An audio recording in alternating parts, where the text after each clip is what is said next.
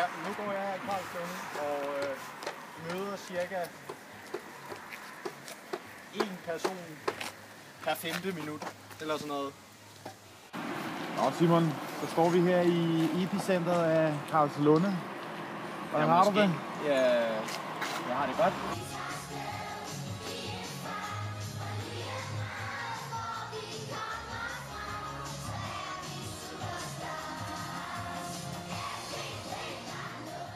I 1742 blev den første skolebygning startet her. Der har været undervisning før, men det var en løbedegn.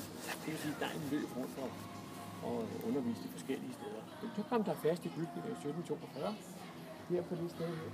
Og der har så været skolebygning her.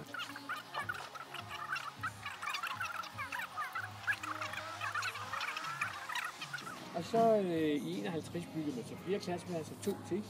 Og så kom ellers udvidelsen hver 9. år.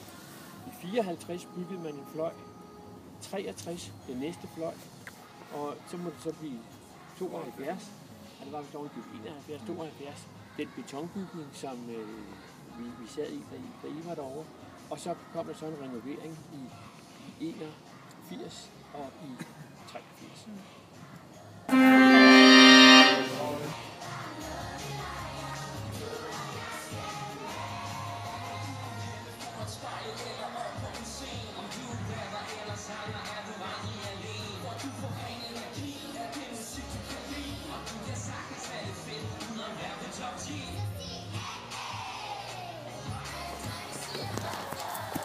Hvad er det, Simon?